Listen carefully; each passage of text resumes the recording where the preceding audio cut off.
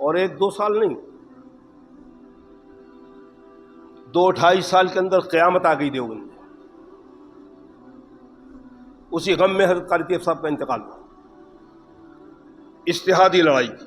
اسد مدنی گروہ سمجھتا تھا کہ مدرسوں کے اوقاف وقف جو ہے سوسائٹی ہے تو سوسائٹی عوام کی ہوتی ہے، کسی کے خاندانی معاملہ نہیں چلے گا۔ حضرت قاری طیب صاحب رحمۃ اللہ علیہ وقف جو ہے وہ اوقاف ہے، اوقاف میں بیٹا بن سکتا ہے محتمم۔ یہ لڑائی تھی وہاں۔ لڑائی اس بات پر شروع ہوئی، بعد میں قاری صاحب پہ جھوٹے الزامات لگا گئے، مولانا سالم صاحب پہ الٹے جھوٹے الزامات لگا گئے، یہاں تک کیا گیا کہ قاری طیب صاحب کا پوتا، حضرت قاری طیب صاحب دلی میں ایڈمٹ ہیں، عدنان نام کا پوتا جو ابھی حیات ہے، جو کار کا دھندا کرتا ہے، وہ قاری طیب صاحب کو ہاسپٹل میں سنبھال رہا ہے دلی میں۔ وہاں کمپلینٹ دیوبند میں لکھائی جا رہی ہے، اور دیوبند کے لکھانے والے کمپلینٹ مولانا معراج الحق صاحب، استاد حدیث دارالعلوم دیوبند، اور کمپلین لکھا رہے ہیں کہ قاری طیب کا پوتا عدنان ہم نے دیکھا کہ مسجد کی سیڑھیوں کو دیواروں پہ کھڑے رہ کر گولی چلا رہا تھا۔ عدنان قاری طیب صاحب دادوں کو سنبھال رہا ہے۔ اس میں جو جھوٹی باتیں آئی ہیں، جو لوگوں نے جھوٹ بولا ہے، اللہ اس کا بہتر فیصلہ فرمائیں گے، لیکن جنگ اجتہادی ہوئی۔ اسی لیے 30 سال تک، اس کے بعد بھی 20 سال تک معاملہ چلتا رہا، لیکن ادھر کہیں موت مٹی ہو رہی ہے، یہ ادھر جا رہے ہیں، وہ ادھر جا رہے ہیں۔ جنگ صفین ہو رہی ہے، ابو ہریرہ نماز حضرت علی کے گروپ پہ پڑھتے ہیں، کھانا جا کے امیر معاویہ کے ادھر کھاتے ہیں۔ حضرت علی کے فوجیوں نے پوچھا کہ ابو ہریرہ یہ کیا بات ہے، نماز ہمارے ادھر پڑھتے ہو، کھانا ادھر کھاتے ہو؟ فرمایا نماز تمہارے اچھی ہوتی ہے، ادھر پڑھتا ہوں، کھانا ادھر اچھا ہوتا ہے، کھانا کھانے جاتا ہے۔ ایسی جنگ دیکھا آپ نے؟ اور امیر معاویہ جنگ صفین کے مقتولین نماز جنازہ کون پڑھ رہا ہے؟ امیر معاویہ کی فوجی مقتول نماز جنازہ کون پڑھا ہے؟ حضرت علی رضی اللہ تعالیٰ پڑھ رہے ہیں۔ کیا حضرت علی کے دل میں کہیں دشمنی تھی تو تمہیں غلام مانے غنیمت لے لیتے اور غلام بنا لیتے سب کو؟ خبردار، کون ہے، کس میں اتنی جرأت ہے؟ کوئی لوری بنائے گا ام المومنین حضرت عائشہ کو، رو رہے حضرت علی۔ بات کی امت کے لیے فیصلے ہوئے۔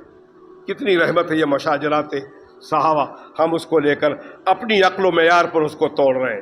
پان منہ میں ہے، تمباکو منہ میں ہے، منہ میں بدبو آ رہی ہے، فیصلے کس کے بارے میں کر رہے ہیں؟ اہل بیت کے بارے میں اور صحابہ کے بارے میں۔ اللہ ہم سب پہ رحم فرمائے، کرم فرمائے۔ دوستو، یہ وہ پھپھولے ہیں جو میں پھوڑ رہا ہوں، اللہ کرے ہمارے نوجوانوں کو سمجھ آ جائے۔ اسی لیے فرمایا کہ اعتماد کے لوگوں کی یہ ویڈیو آ رہی ہے، موبائل آ رہے ہیں، ماں باپ کی بھی ذمہ داری ہے کم سے کم دیکھیں کہ بچہ کیا کر رہا ہے۔ اگر تقریر بھی سن رہا ہے تو کس کی سن رہا ہے؟ کہیں شیعہ علی کی مجلس تو نہیں ہے، کہیں حضرت علی کو بڑھانے میں امیر معاویہ کی بے عزتی تو نہیں ہو رہی ہے، کہیں حضرت معاویہ کو بڑھانے میں حضرت علی کی بے عزتی تو نہیں ہو رہی ہے۔ ان لوگوں کے بیان سنیں جو اعتدال پر ہیں۔ ہم اعتدال پر ہیں، ہم کشتی پہ سوار ہیں، اہل بیت کی کشتی پر سوار ہیں اور ستاروں سے راستہ لے رہے ہیں۔ کمال کی بات ہے، کشتی کہاں ہے؟ پانی میں، ستارے آسمان پر ہیں۔ صحابہ کا مقام بتا رہی نہیں ہے اللہ کے رسول، کیا مقام ہے؟ صحابہ کہاں ہیں؟ اونچائی پر۔ اہل بیت کہاں ہے؟ پانی پر، کشتی پانی پر رہتی ہے، لیکن ستاروں سے راستہ اس وقت تک لے ہی نہیں سکتے جب تک کہ کشتی پہ سوار نہ ہو۔ یہ اللہ کے نبی کے الفاظ اسی لیے، تم زمین میں رہ رہے ہو اور زمین میں شیطانی فتنہ ہے، اس فتنے سے بچنے کے لیے تمہیں اہل بیت کی کشتی پر سوار ہونا پڑے گا اور صحابہ ستاروں سے راستہ لینا پڑے گا۔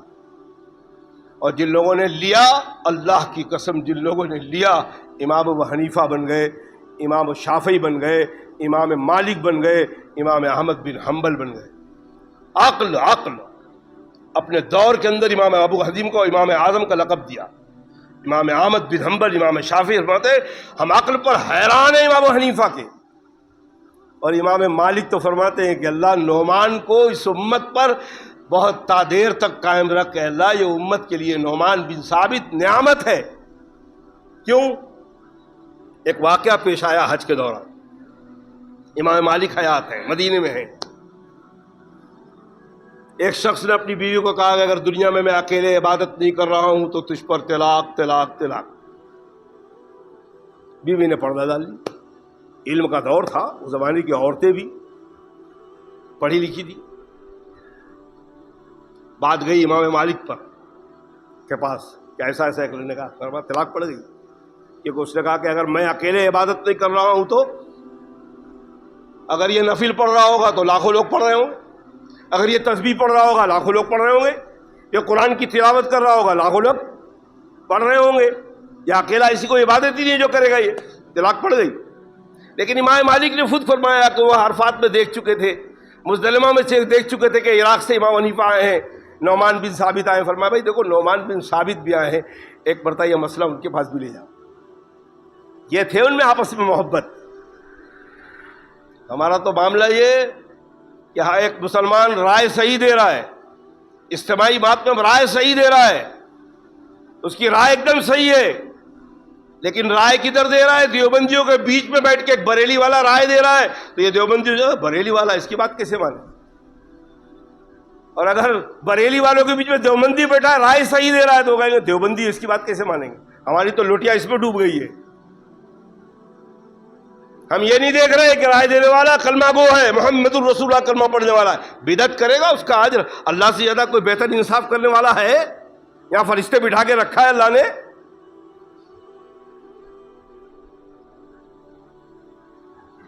تو دوستو یہ معاملہ یہ ہے کہ یہاں پر یہ فائدے ہوتے ہیں ان کے مشاجرات سے, یہ فائدے ہوتے ہیں, اور یہ ہوئے امت کو فائدہ ہوا. تو امام حنیفہ رحمۃ اللہ علیہ کے پاس پہنچا گیا. عقل دیکھیے, تابعین میں ہے. فرمایا کہ امام میں نے اپنی بیوی کو ایسا کر دیا کہ میں اکیلا عبادت نہ کر رہا ہوں تو تجھ پر طلاق. ایک روایت پہ تو ساوانے میں تو لکھا ہے کہ امام حنیفہ نے اس کے سر پر ٹھپلی ماری کہ اللہ کے بندے یہ سب ایسی شرائط اللہ سے لگانے کی ضرورت کیا تھی؟ لیکن میں کہہ رہا ہوں میں نے جو سمجھا یہ ضرورت تھی کہ اللہ پہچانوانا چاہتے تھے امام حنیفہ کی عقل کو. اللہ کی مشیت کام کرتی ہے.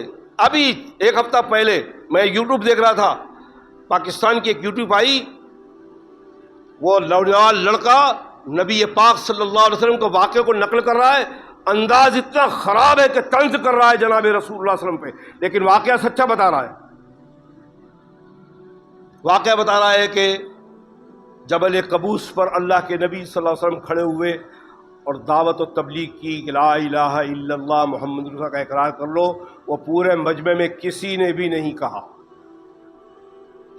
کسی نے بھی کلمہ نہیں پڑھا. چہرے کا انداز, بولنے کا انداز یہ تھا کہ تمہارے نبی کی تو پہلی ہی بات لوگوں نے نہیں مانی. اللہ اس نوجوان کو ہدایت دے. میں نے جب اس ٹکی کو سنا, میں نے غور کیا, اللہ کی مشیت کام کر رہی تھی. اللہ کی قسم, اللہ کے اس مجمع کے اندر کسی کو ایمان والا بنانا ہی نہیں تھا. اللہ کو کوئی بولتا ہی نہیں, کیونکہ سب سے پہلا ایمان لانے کی نصیب میں رکھا تھا ابو بکر صدیق کے. ابو بکر صدیق اس مجلس میں نہیں تھے, اس لیے کوئی نہیں بولا. ابو بکر تو شام گئے تھے تجارت کرنے, کپڑا لے کر آ گئے تھے. آئے, دکان کھولی, دکان کھول کے کپڑا رکھا, وہی بھاؤ تاؤ کرنے بیٹھے کہ حضرت خدیجہ کا بھانجا پہنچا. فرمایا اے ابو بکر تمہیں پتا ہے تمہارے ساتھی نے اور بمبئی کی زبان میں تمہارے یار نے دعویٰ کیا ہے کہ میں نبی ہوں. میرے یار نے دعویٰ کیا, دکان کو تالا نہیں لگایا, کپڑے نہیں لپیٹے, اسی طرح دکان کو چھوڑ دیا اور پہنچے جناب رسول کے گھر پر. فرمایا یا رسول اللہ میں نے سنا ہے آپ نے دعویٰ کیا ہے اللہ نے آپ کو نبی بنایا. ابو بکر غار حرا میں جبریل آیا تھا, فرشتہ آیا تھا اور اس نے کہا کہ تم اللہ کے نبی ہو. حضور کا ہاتھ پکڑا اپنے ہاتھ میں, آپ نبی ہیں تو ابو بکر آپ کا پہلا امتی ہے.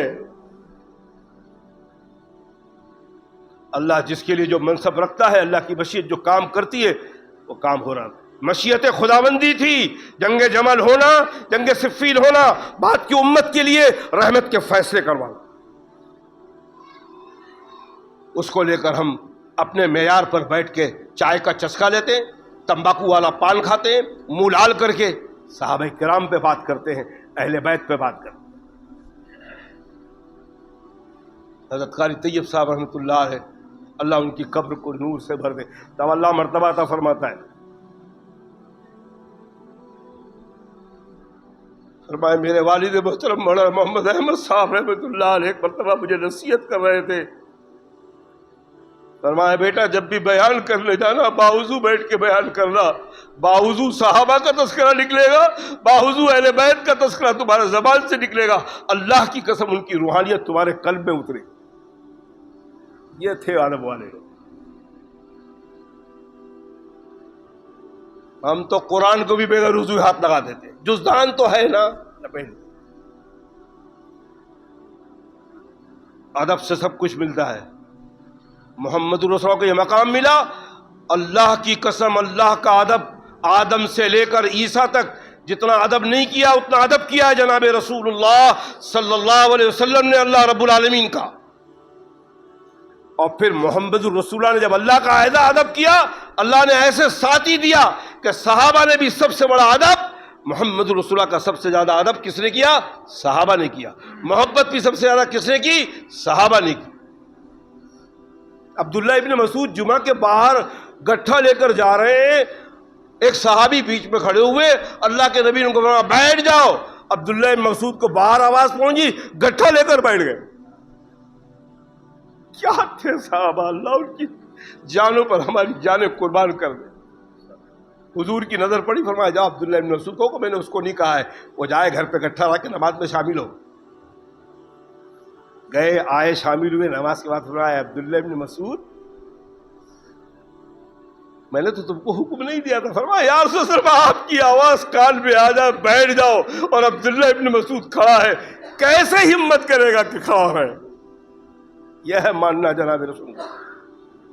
ابوبکر صدیق کو نماز کے لیے ایک موقع آ گیا, کھڑے ہو گئے. اللہ کے رسول کی طبیعت صحیح ہو گئی, اللہ کے رسول صلح کرانے گئے تھے, لیٹ ہو گئے. حضرت بلال نے فرمایا کہ ابوبکر تم نماز پڑھاؤ, اب میں تکبیر کر رہا ہوں. ابوبکر کھڑے ہو گئے جب تک حضور اکرم تشریف لائے. جیسے حضور کو دیکھا صحابہ کے اندر تو کب کبھی شروع ہو گئی, کسی نے کرنا کیا, کسی نے کیا کیا, کسی نے تالی مارا, کسی نے کیا کیا. کیا ابوبکر حضور سم تشریف لے آئے. لیکن حضور اکرم صاحب جب تشریف لائے اور تیسری جگہ سے دیکھا کہ حضور صاحب آئے تو ابوبکر صدیق رضی اللہ تعالیٰ پیچھے ہٹنے لگے. حضور نے اشارے سے اشارہ کیا کہ تم ہی نماز پڑھاؤ, کھڑے رہو. لیکن ابوبکر پیچھے آ گئے. اب نماز کیسی ہو رہی ہے؟ اللہ کے رسول صلی اللہ علیہ وسلم نماز پڑھا رہے, پیچھے ابوبکر کھڑے, ابوبکر کے پیچھے صحابہ کی جماعت ہے. گویا نماز اللہ کے رسول ابوبکر کو پڑھا رہے, ابوبکر صحابہ کو پڑھا رہے. نماز ختم ہوئی, فرمایا ابوبکر میں اشارے سے تم کو کہہ رہا تھا کہ نماز تم پڑھواؤ. فرمایا ہے اللہ کے رسول ابو قحافہ کے بیٹی کی اتنی ہمت اور جرأت ہو کہ نبی موجود ہو اور ان کے مصلی پہ جا کے میں کھڑا ہو جاؤں. اللہ ہمیں ایسا ادب نصیب فرمائے, اللہ ہمیں ایسا ادب نصیب فرمائے. مولانا سالم صاحب نے تشریف لائے تھے. ایک مرتبہ ایک مہمان کی طرح گئے, عصر کی نماز کا وقت ہو گیا, حضرت کی طبیعت خراب تھی. نماز کا جب وقت ہوا تو حضرت نے کہا کہ ایاز بھائی آپ نماز پڑھو. میں نہیں پڑھا سکتا. فرمایا ایاز بھائی میں کہہ رہا ہوں. میں نے کہا آپ پڑھائیے, میں قصر پہ ہوں. فرمایا ہم برکت آپ سلام کریے گا, میں پورا کر لوں. میرا شیخ موجود اور میں نماز پڑھا رہا ہوں. حضرت نے نماز کے بعد دعا کی, اللہ تعالیٰ ایاز بھائی کی علم میں برکت دو. یہ ادب اللہ تعالیٰ ان ادب کی وجہ سے ان کو نصیب. یہ بیٹھ کے ممبر میں بول رہے ہیں, بزرگوں کی دعائیں ہیں, اور وہ ادب ہے جو اللہ تعالیٰ اسباب پیدا کرتا ہے. ہم کو تو نہ مسجد کا ادب, نہ امام کا ادب, نہ مؤذن کا ادب, نہ باپ کا ادب, نہ ماں کا ادب, نہ بڑے بھائی کا ادب, نہ مولوی کا ادب, نہ عالم کا ادب, نہ مفتی کا ادب.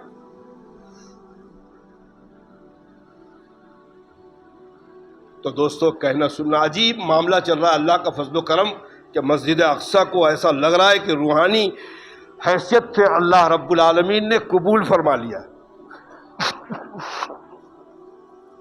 محرم کا مہینہ چل رہا ہے اور خلیفہ چہارم حضرت علی رضی اللہ تعالیٰ عنہ کا بیان چل رہا ہے. سارے مسئلے سامنے آ رہے ہیں, اور انشاءاللہ پھر حضرت علی کے بعد ہمارے ادھر مشہور ہے کہ 4 خلیفہ ہیں.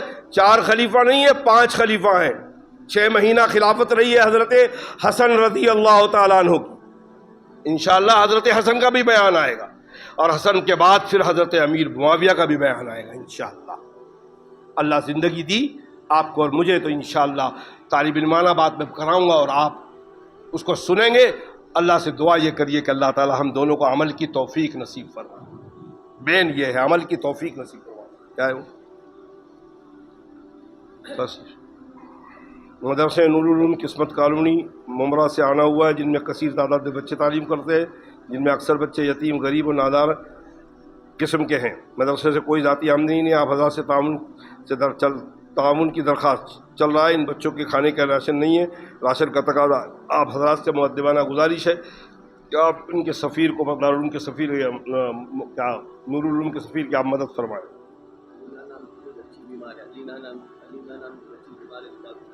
علینا نام کی کوئی بچی بہت بیمار ہے، اب دعا فرمائے کہ اللہ تعالیٰ اس بچی کو صحت کاملہ عاجلہ عطا فرمائے۔ حضرت مولانا سجاد نعمانی صاحب مسدد بیمار چل رہے ہیں، دعا فرمائے کہ اللہ حضرت کو صحت کاملہ عطا فرمائے۔ حضرت مولانا انجر شاہ صاحب کشمیر قاسمی بنگلوری بہت شدید علیل ہے، آپ دعا فرمائیں کہ اللہ تعالیٰ حضرت کو بھی صحت کاملہ عطا فرمائے۔ اس کے بعد جو بھی ہمارے اکابر علماء بیمار ہیں، اللہ ان سب کو صحت کاملہ عطا فرمائے، اور جو اکابر اور جو دنیا میں جا چکے ہیں اللہ ان سب کی مغفرت فرمائے، قبر کی منزلیں آسان فرمائے۔